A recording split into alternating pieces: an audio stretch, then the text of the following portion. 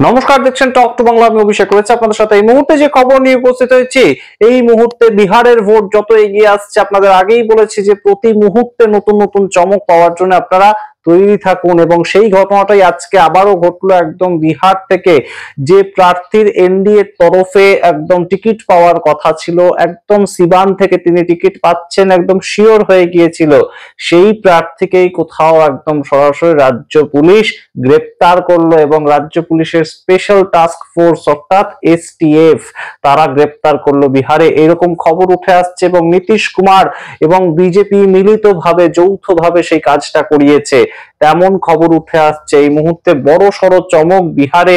এবং চিরাগ পাসওয়ানের দল যেভাবে চাপ দিচ্ছিল বিজেপির ওপর যে তারা মিনিমাম 40টা সিট না তাদেরকে দেয়া হলে তারা বিহারের লড়াইটা একা 243টা আসনে লড়বে, সেই ক্ষেত্রেই তাকে আটকানোর জন্য কিংবা তাকে একটা মার্জিন লাইন বুঝিয়ে দেওয়ার জন্য এই কাজটা করা হলো। তেমনি কিন্তু প্রেক্ষাপট দেখে মনে করছেন রাজনৈতিক পর্যবেক্ষকরা। সেই সমস্ত খবরের ডিটেলস বলবো, তার আগে অবশ্যই টক টু বাংলা ইউটিউব চ্যানেলটিকে সাবস্ক্রাইব করে দিন, এই ভিডিও দেখুন শেষ অবধি স্কিপ না করে। বিহারের ভোট যত এগিয়ে আসছে তত রাজনৈতিক প্রেক্ষাপট বদলাচ্ছে। আপনাদের এর আগেই বলেছি যে সংখ্যালঘু ভোট ব্যাংক সেটা বড় বালাই বিহারের ক্ষেত্রে, তার কারণ 20% মুসলিম ভোট রয়েছে বিহারে, এবং সেটা বিভিন্ন জায়গায় রয়েছে, বিভিন্ন জেলাতে রয়েছে, সীমান্তবর্তী অঞ্চলে রয়েছে সেই ভোট ব্যাংকটা। এবং সেই ভোট ব্যাংকটাকে ধরতে চাইছে সমস্ত পার্টি। এই মুহূর্তে চিরাগ পাসওয়ান তিনি কিন্তু একটা বড় সড়ো খেলা করেছিলেন 2025 সালের জানুয়ারি মাসে। তিনি গিয়েছিলেন সিবান অঞ্চলে তিনি গিয়ে খান ব্রাদার্স বলে যে পরিচিত, খান ব্রাদার্স বলে বিহারে বিশাল একটি গ্যাং, তারা পরিচিত দুই ভাই, তারা একদম সরাসরি রইস খান এবং আয়ুব খান, তারা একদিক থেকে যেমন বাহুবলী অর্থাৎ একদম সরাসরি ডন বলে পরিচিত বিহারে। এবং সেই খান ব্রাদার্সকে চিরাগ পাসওয়ান তার নিজের দলে এনেছিলেন। এবং কথা ছিল বিহার ভোটে সিবান থেকে সম্পূর্ণ সংখ্যালঘু ভোট ব্যাংকটাকে ক্যাপচার করার জন্য লোজপা অর্থাৎ একদম চিরাগ পাসওয়ানের যে পার্টি, সেখান থেকে তারা সিট পাবে। এবং রইস খান, এই খান ব্রাদার্স এর মধ্যে তার সিট পাওয়ার কথা ছিল, তার টিকিট পাওয়ার কথা ছিল। এই রইস খান আগেও ভোটে লড়েছেন বিহারে, 2022 সালে আমরা দেখতে পেয়েছিলাম এমএনসির যে ভোট সেখানে বিহারে তিনি লড়েছিলেন, এবং মিউনিসিপাল কর্পোরেশনের ভোটে তিনি হেরে গিয়েছিলেন, কিন্তু নির্দলীয় ভাবে লড়েছিলেন।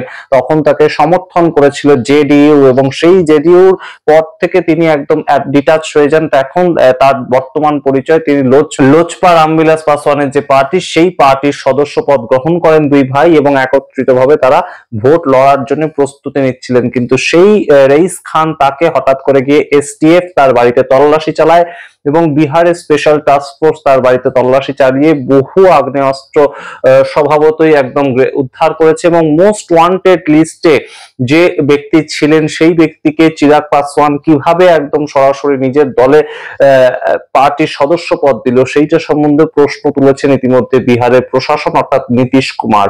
সুতরাং বুঝতেই পারছেন যে এই মুহূর্তে চিরাগ পাসওয়ান যখন তার জামাইবাবুকে দিয়ে একদম চাপ সৃষ্টি করানোর মতন একটা প্রেক্ষাপট তৈরি করেছেন, তিনি বিহারে বিজেপি সঙ্গে থাকবেন, কিন্তু তাকে তার পছন্দ মতন 40টা সিট না দিলে কোনোভাবেই চিরাগ পাসওয়ান কিন্তু এই এনডিএ জোটের সঙ্গে থাকবেন না। তিনি কখনো আমরা দেখতে পেয়েছি বিহারের নীতিশ কুমারের সরকারকে জঙ্গলরাজ সরকার বলে আখ্যায়িত করেছেন, কখনো আমরা দেখতে পেয়েছি যে একদম অরুণ ভারতী অর্থাৎ এই যে চিরাগ পাসওয়ানের জামাইবাবু তিনি বলেছেন যে বিহারের জনতা চিরাগ পাসওয়ানের মতন নতুন মুখকে চাইছে মুখ্যমন্ত্রী আসনে। সুতরাং এই যে সামগ্রিক প্রেক্ষাপট দিয়ে চাপ দিতে চাইছিল চিরাগ পাসওয়ান একদম সরাসরি অমিত শাহের ওপর এবং সিট শেয়ারিং রেশিওটার ওপর, সেখানে কিন্তু বড় সড় ধাক্কা খেল চিরাগ পাসওয়ান। এবং চিরাগ পাসওয়ানের যে সমস্ত চাহিদা সেগুলোকে থামানোর জন্য বা সেগুলোকে একটা লিমিটেশনের মধ্যে আনার জন্য ভারতীয় জনতা পার্টি এবং নীতিশ কুমারের যে বৈঠকটা হয়েছিল কয়েকদিন আগে একটা হোটেলে, অমিত শাহ এবং নীতিশ কুমারের যে বৈঠকটা,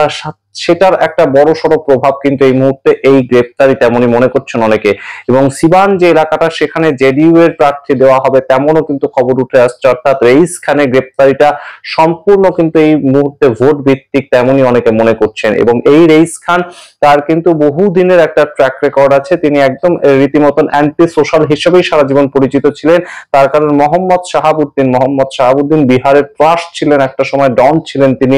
তার যখন মৃত্যু হয়ে যায় তখন এই মোহাম্মদ শাহাবুদ্দিনের আন্ডারে যারা কাজ করতেন তারা কিন্তু রইস খান এবং আয়ুব খান, তারা মোহাম্মদ শাহাবুদ্দিনের শুটার হিসেবে পরিচিত ছিলেন, অর্থাৎ বিভিন্ন যে অপারেশন গুলো তারা করতো সেই ক্ষেত্রে শুটার হিসেবে এই রইস খান এবং আইয়ুব খান তারা কিন্তু কাজ করতেন মোহাম্মদ শাহাবুদ্দিনের হয়ে, এবং তার পরবর্তীতে তারা আলাদা হয়ে যান, কিন্তু বর্তমানে আবার একত্রিত হন এবং একত্রিত হয়ে এই লোজপা পার্টির সদস্য পদ গ্রহণ করেন। এই শর্তেই তারা সদস্য পদ গ্রহণ করেন যে 2025-এর ইলেকশনে লোজপা পার্টি, অর্থাৎ একদম রামবিলাস পাসওয়ানের পার্টি, চিরাগ পাসওয়ানের নেতৃত্বে যেটা এখন চলছে, তাদের তরফ থেকে তিনি ভোটে দাঁড়াবেন, এবং সেইটাই কিন্তু চেয়েছিল, এবং সংখ্যালঘু ভোট সেটাকেও কোথাও গিয়ে নিজেদের দখলে আনতে চেয়েছিল এই মুহূর্তে চিরাগ পাসওয়ান এই আইয়ুব খানের হাত ধরে। কিন্তু সেটা কিন্তু খুব একটা যে আর পরবর্তীতে সম্ভব নয় সেটা কিন্তু এই মুহূর্তে বোঝাই যাচ্ছে, তার কারণ 52টা কেস, 52টা বিশাল একদম ক্রিমিনাল কেস তার বিরুদ্ধে রয়েছে, যার মধ্যে হত্যা, খুন এবং আগ্নেয়াস্ত্র মজুত করে রাখা, ডাকাতি, বিভিন্ন ধরনের কিন্তু কেস তার বিরুদ্ধে রয়েছে। সুতরাং প্রত্যেকটাই কেস কিন্তু অত্যন্ত গুরুত্বপূর্ণ। সেই প্রত্যেকটা কেসের ভিত্তিতে এই মুহূর্তে কিন্তু গ্রেপ্তার করা হয়েছে এই রইস খানকে, এবং রইস খানের এই গ্রেপ্তারিটা কিন্তু কোথাও গিয়ে রাজনৈতিক, তেমনই কিন্তু অনেকের বক্তব্য, তার কারণ জেডিইউ কে কিন্তু ছেড়ে দিতে হতো নিজের সিট যদি চিরাগ পাসওয়ানকে সত্যি 40টা আসন দিতে হতো, এবং এই মুহূর্তে চিরাগ পাসওয়ানের পার্টির অনেকটা ফান্ডিং করছিলেন এই রইস খান, তেমনও খবর উঠে আসছে।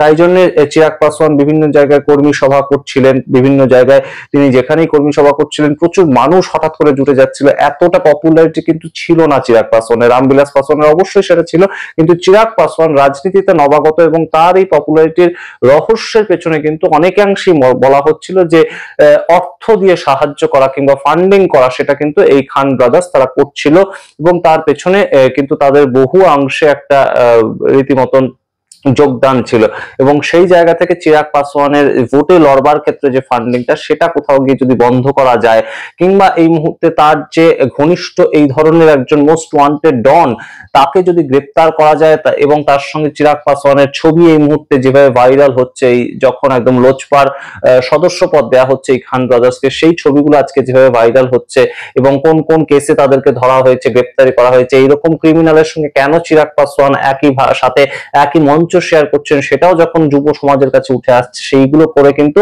এই মুহূর্তে চিরাগ পাসওয়ান কিংবা চিরাগ পাসওয়ানের দল তাদেরকে কোথাও গিয়ে কোণঠাসা করার একটা চেষ্টা রাজনীতিতে, তেমনই কিন্তু মনে করছেন অনেকে, এবং রীতিমতন বিজেপি এবং জেডিইউ তারা একত্রিত হয়ে এই সিদ্ধান্ত গ্রহণের মাধ্যমে কাজটা করেছে, তেমনই কিন্তু অনেকের বক্তব্য। তার কারণ জেডিইউ কে কিন্তু তাদের জায়গা ছেড়ে দিতে হতো, কিংবা বিজেপি কে তাদের জায়গা ছেড়ে দিতে হতো যদি চিরাগ পাসওয়ানের দলকে সত্যি সত্যি 40টা সিট দিতে হতো। সুতরাং সেইটা কোনো মতেই বিজেপি দিতে রাজি নয় বা জেডিইউ দিতে রাজি নয়।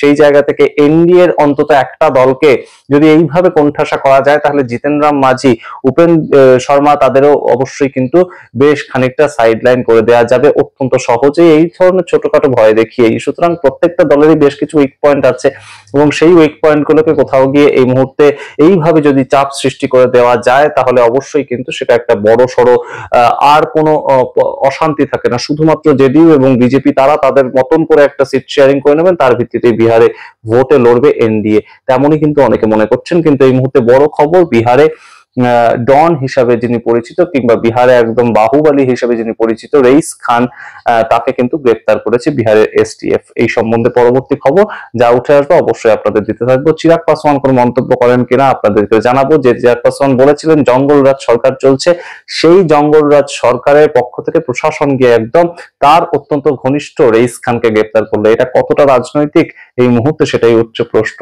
আপনারা কি মনে করেন? সামগ্রিক প্রতিবেদনের ভিত্তিতে অবশ্যই কমেন্ট বক্সে কমেন্ট করুন। দেখতে থাকুন টক টু বাংলা। অবশ্যই টক টু বাংলা ইউটিউব চ্যানেলটি সাবস্ক্রাইব করে দিন। ধন্যবাদ।